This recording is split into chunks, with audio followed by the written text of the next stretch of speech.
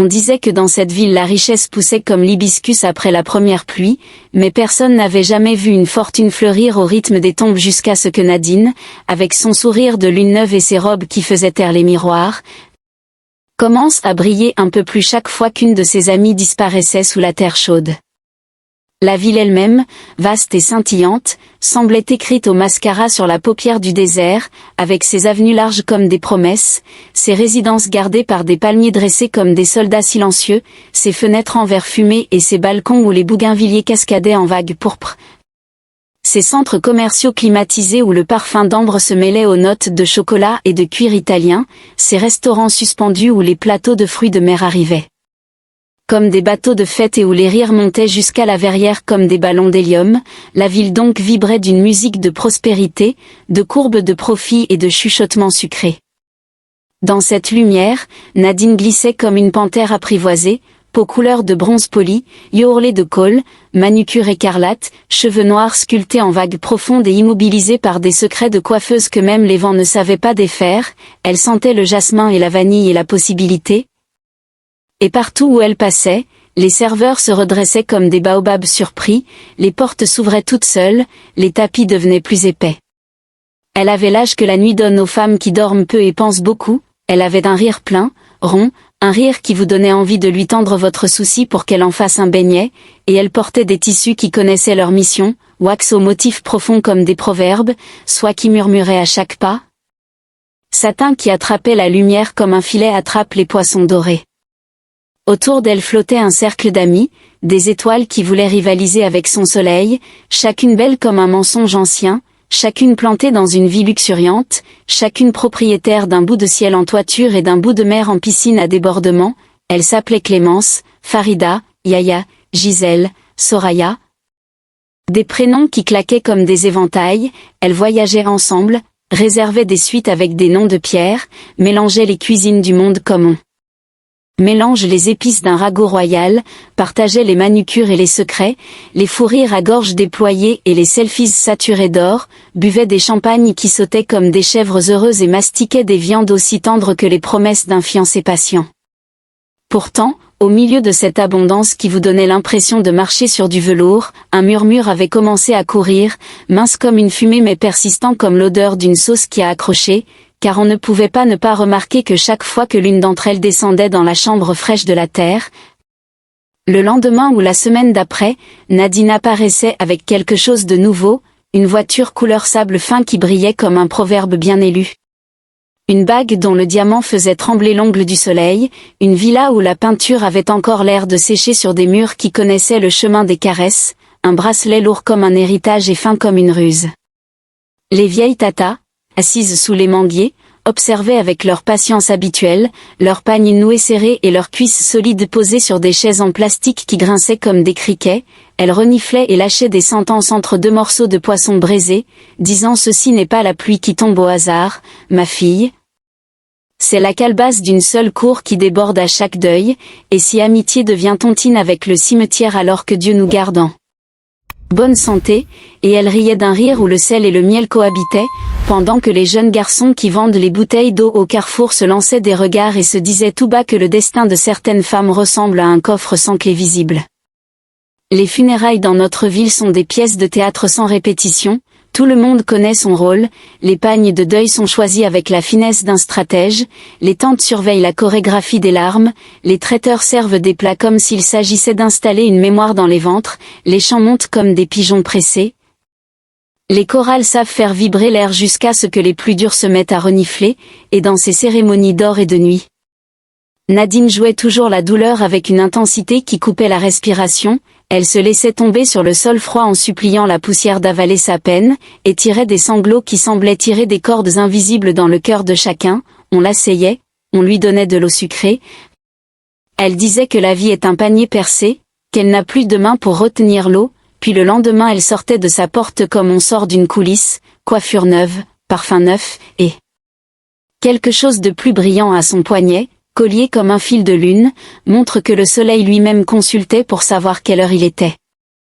Ce mélange de tristesse magnifiquement mise et de prospérité magnifiquement assumée avait fini par fabriquer un mystère que la ville portait comme un collier de graines, avec un doigt posé dessus pour en deviner la forme sans le montrer, car chez nous on ne dit pas tout, on suggère. On avale la moitié des mots et on laisse les regards se comprendre au marché entre le tas de mangue et la pile de tissu, on préfère dire plutôt que d'accuser, on fait tourner la cuillère dans la sauce plus longtemps quand le sujet devient trop chaud.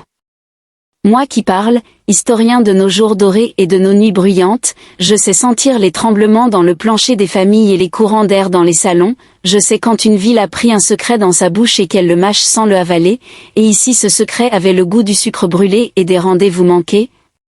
Et il prenait la forme d'un proverbe neuf que les grands-mères testaient encore sur leur langue. On disait que Nadine avait la main que la chance aime, que les ancêtres d'une inconnue l'avaient choisie pour recevoir des signes, on disait qu'elle avait investi dans l'intelligence des murs, que sa maison avait des oreilles qui attrapaient les rumeurs avant qu'elles ne s'écrasent comme des papillons sans souffle. On disait qu'elle avait un ami qui connaissait l'art de multiplier les billets comme on multiplie les bénédictions au matin de la Tabaski, on disait tout et son contraire, mais chaque bouche finissait toujours par se mordre la lèvre et lâcher la phrase qu'on n'osait pas poser sur la table, elle devenait de plus en plus riche à chaque fois qu'une de ses amies était enterrée. Ce mot enterré, chez nous, à la lourdeur du pilon, il descend et remonte, accompagne la cadence de la vie, il ne se dit pas en courant, il se porte, et c'est peut-être pour cela que le mystère autour de Nadine ne courait pas, il marchait à pas de danse, vêtu d'une belle boubou, parfumé, souriant, et entrait dans les salons climatisés comme un invité attendu mais sans nom, on lui servait du bissap et on lui demandait qui l'a envoyé, il ne répondait pas. Il faut dire que Nadine n'avait jamais eu besoin de demander deux fois quoi que ce soit à la ville la reconnaissait comme une de ses façades préférées, les directeurs l'appelaient par son prénom, les pâtissiers lui réservaient les premières tartelettes au citron, les portiers de palace, ses diplomates en gants blancs, se penchaient comme devant une princesse revenue d'exil, et ses amis, ses belles amies, l'entouraient d'un zèle que seules les femmes d'ici savent habiller de rire et de cadeaux. Elle lui disait: tu es la lionne qui sait dormir sans ronfler, tu es la pluie qui tombe sans tambour, tu es la main qui ne tremble pas quand le collier coûte la peau d'un zébu, et Nadine souriait avec cette douceur qui donne aux mots le goût d'une mangue mûre. Elle répondait: Dieu n'oublie jamais de compter les pas de ceux qui dansent pour lui, et on trinquait pour la vie, pour les deals qu'on ne raconte pas, pour les vols en business class qui rétrécissent les distances comme on replie un pagne, pour les combinaisons de tissu et de cuir qui faisaient de leur dressing des forêts d'arbres précieux. Mais ici commence l'ombre, car si la ville n'aime pas les histoires sans piquant, elle déteste celles où l'épice devient douleur, et à force de voir les enterrements prendre des allures de garden party triste, à force de voir les lustres briller au-dessus des larmes, à force de compter les voitures noires qui se suivent comme une procession de fourmis dignes et les bouquets plus gros que la honte, quelque chose en nous tous a commencé à peser lourd, une sorte de fatigue parfumée, une question qui ne voulait pas avouer son nom. C'est dans les marchés que cette fatigue a trouvé ses mots, entre les étals de tomates rondes comme des joues de bébé, les poissons encore argentés de leurs rêves d'océan, les sacs de riz ouverts comme des bouches blanches, les vendeuses disaient: c'est comment, la beauté du deuil maintenant porte talons 15 et parfum de Paris, c'est comment. Les morts donnent la main à la promotion, et elle riait en se couvrant la bouche, car on rit pour que la chance ne nous prenne pas en grippe, on rit pour que la jalousie n'attrape pas la chaise derrière nous. Les hommes aux chemises impeccables, qui prennent le café serré en lisant dans leur téléphone les cours de bourse et les malheurs des autres, fronçaient les sourcils et se disaient entre eux que le destin de Nadine est un escalier qu'on monte en regardant ses chaussures, car si on lève la tête on rate une marche.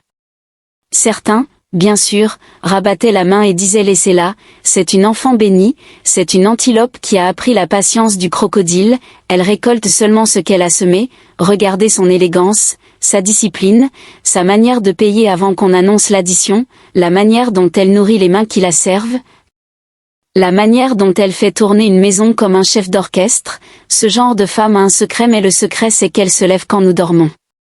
Et c'est vrai, Nadine avait cette façon de se tenir au petit matin, près de ses baies vitrées, à regarder la ville se réveiller en clignant des phares, elle tenait une tasse de thé qui fumait comme une pensée neuve, elle traçait dans son esprit des lignes sur des cartes où ses affaires poussaient comme des plantes bien arrosées. Elle connaissait les bonnes mains et les mauvaises, savait quand se taire et quand sourire, son agenda était une mosquée pleine à l'heure de la grande prière, et... Pourtant la rumeur restait là, gracieuse et entêtée, une danseuse qui ne veut pas quitter la piste. Les rares fois où une amie se plaignait que la mort avait trop faim ces derniers mois, Nadine lui caressait la main en disant la mort n'a pas faim, c'est la vie qui mange beaucoup quand elle a peur, mange avec deux mains, ma sœur, et elle riait avec l'autorité de celles qui ont du rouge à lèvres réservé aux bonnes nouvelles, elle plissait les yeux, et les bracelets tintaient.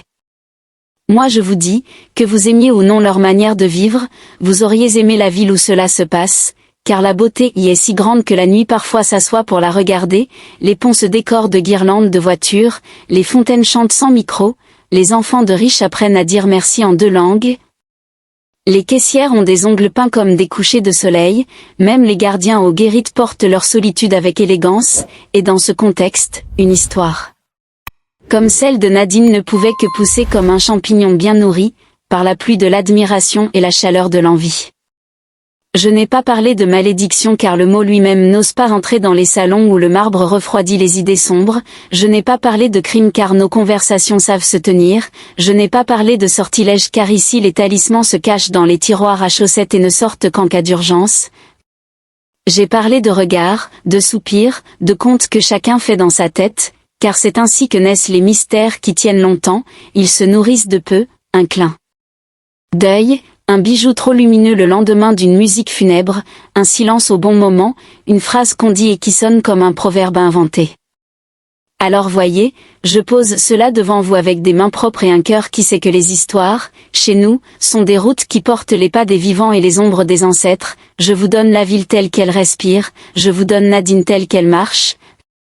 Je vous donne cette phrase qui colle à la peau des murs comme une affiche qu'on n'arrive plus à décoller, elle devenait de plus en plus riche à chaque fois qu'une de ses amies était enterrée, et vous entendez déjà au loin la conversation qui s'échauffe, les femmes qui se penchent pour mieux se voir, les hommes qui raclent la gorge avant de dire ce qu'ils pensent, les enfants qui n'écoutent pas mais entendent tout, les lampadaires qui s'allument comme des témoins, car c'est maintenant seulement, oui, maintenant, que commence le vrai mystère.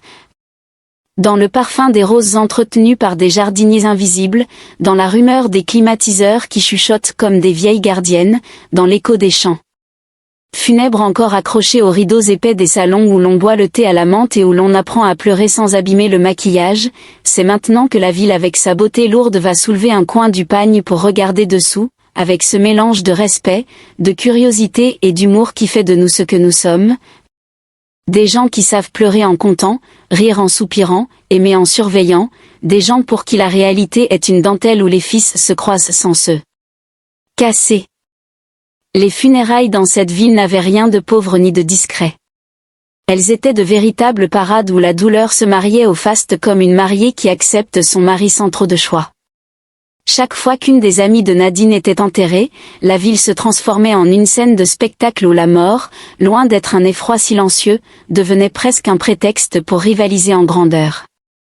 Les cercueils étaient si chers qu'on aurait pu y loger une famille entière, sculptés avec des bois nobles importés et recouverts de vernis qui faisaient réfléchir le ciel lui-même.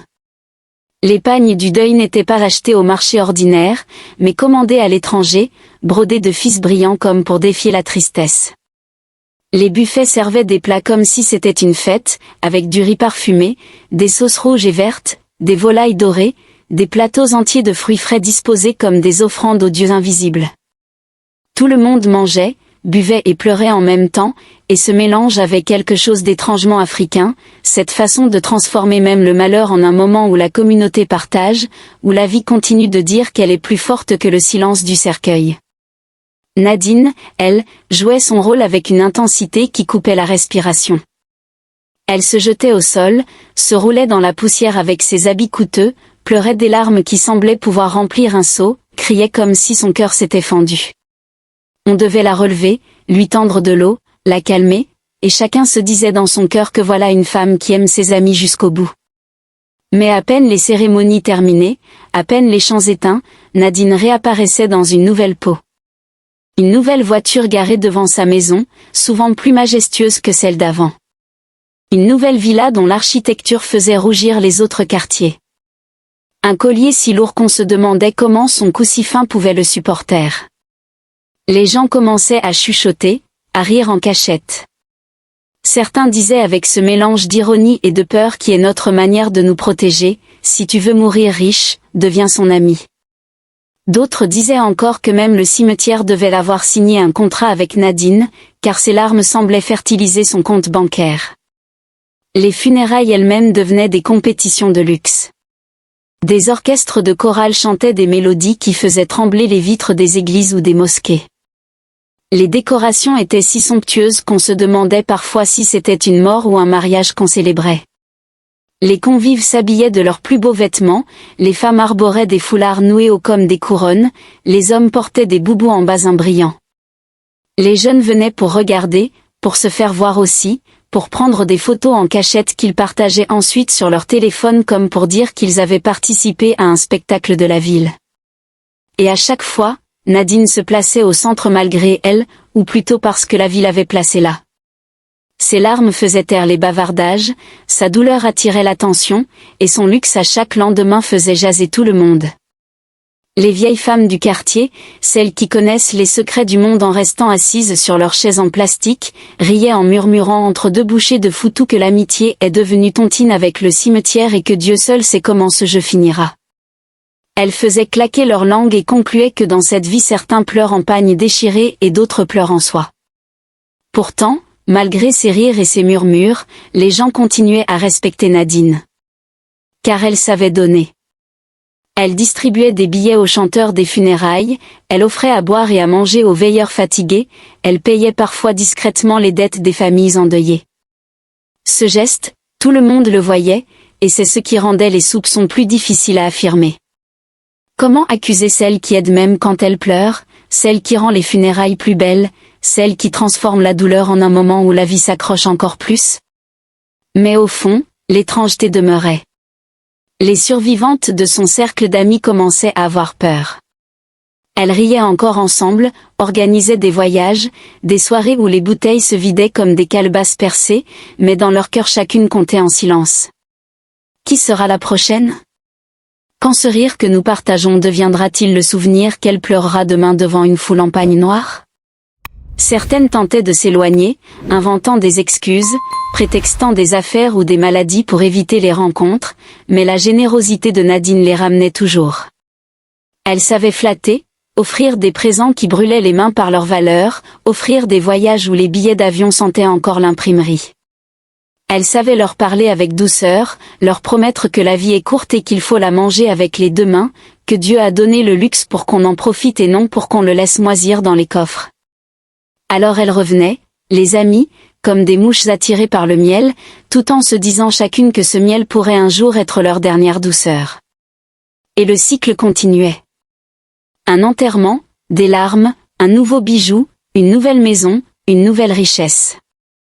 La ville tout entière observait, partagée entre admiration et crainte, entre rire nerveux et silence lourd.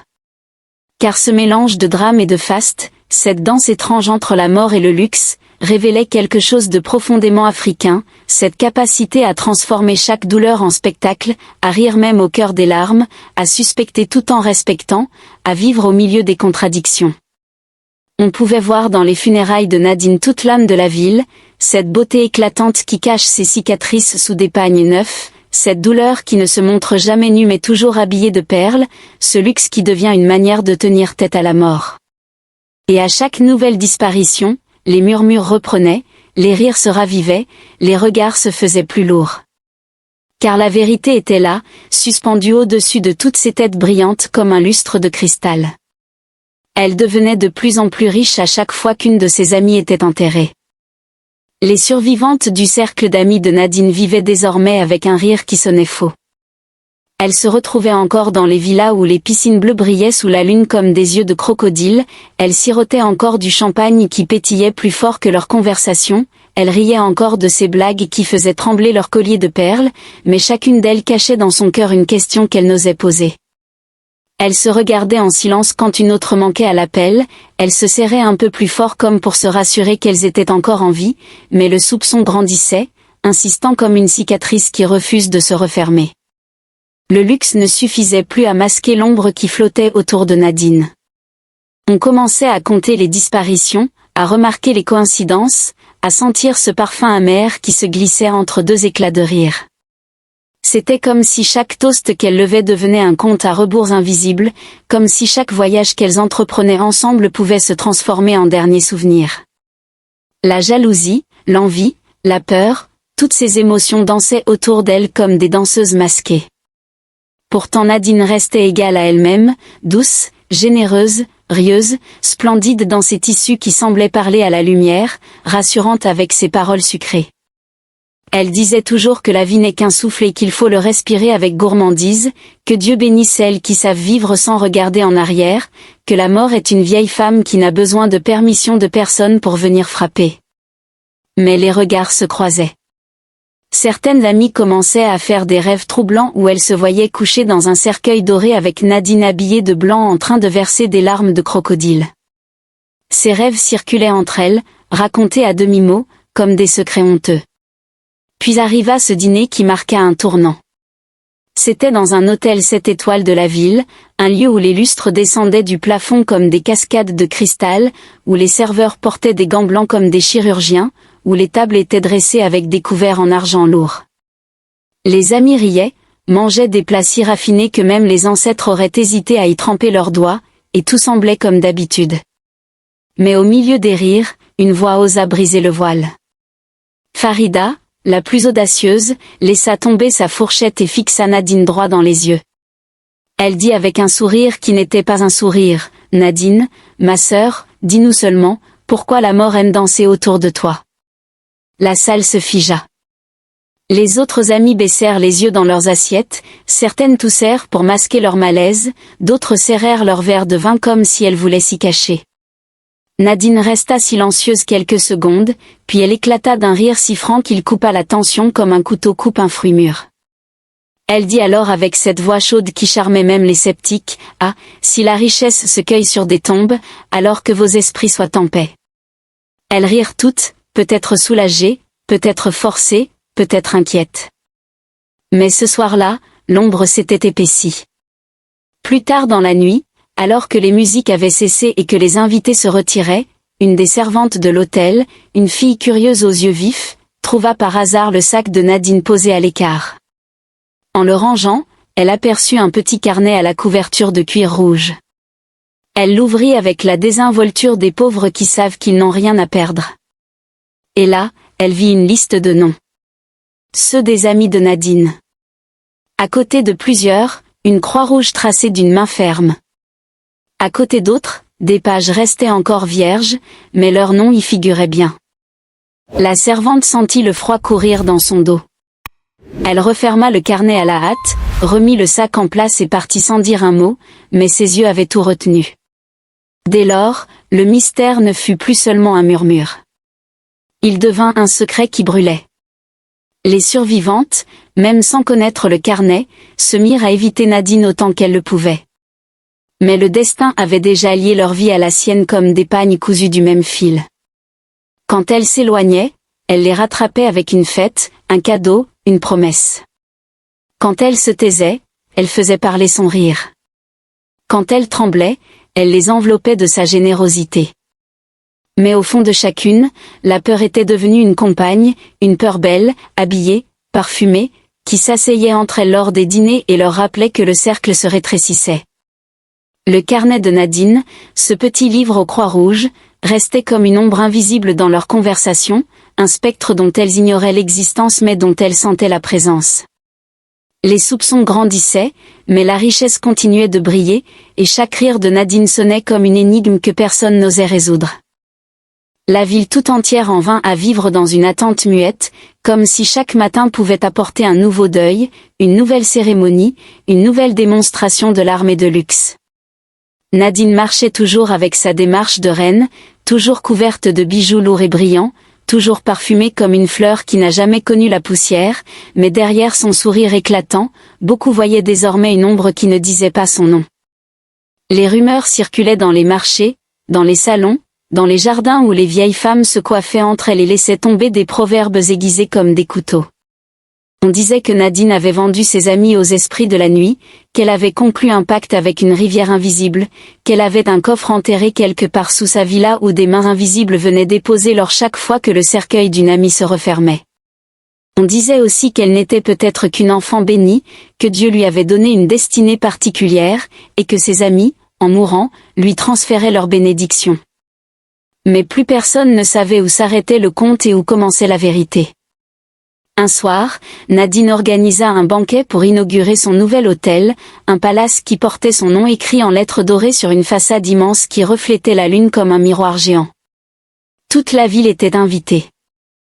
Les riches, les puissants, les curieux, les envieux. Les tables croulaient sous les plats, les boissons coulaient comme des rivières de sucre, la musique battait si fort que même les cœurs timides se mettaient à danser. Nadine, vêtue d'une robe rouge étincelante, marchait parmi les invités comme une panthère parmi les flammes, souriante, accueillante, distribuant des mots doux comme des pétales. Ses bijoux brillaient de mille feux, lourds comme des secrets, et ses yeux lançaient des éclats qui troublaient même les plus sûrs d'eux. Mais au milieu des rires et des applaudissements, quelque chose changea. Un parfum étrange, lourd, un peu amer, se glissa dans l'air. Certains invités fronçaient déjà le nez sans comprendre. Nadine leva sa coupe de vin, la fit tournoyer sous la lumière, et but une gorgée avec cette grâce qui la caractérisait. Quelques secondes plus tard, son visage se crispa, ses yeux s'écarquillèrent, et son corps s'écroula brutalement devant la foule médusée. Le silence s'abattit comme un rideau, puis des cris éclatèrent. On accourut, on tenta de la relever, mais Nadine restait immobile, étendue au milieu de la salle. Ses bijoux, en tombant, s'étaient brisés, et un tintement métallique résonna comme une cloche funèbre. Dans sa main crispée, on découvrit une clé minuscule attachée à un bracelet d'or. Une clé si fine, si discrète, qu'on aurait pu la confondre avec une décoration. Mais elle était là, serrée entre ses doigts comme un dernier secret. La salle entière retenait son souffle. Que pouvait bien ouvrir cette clé?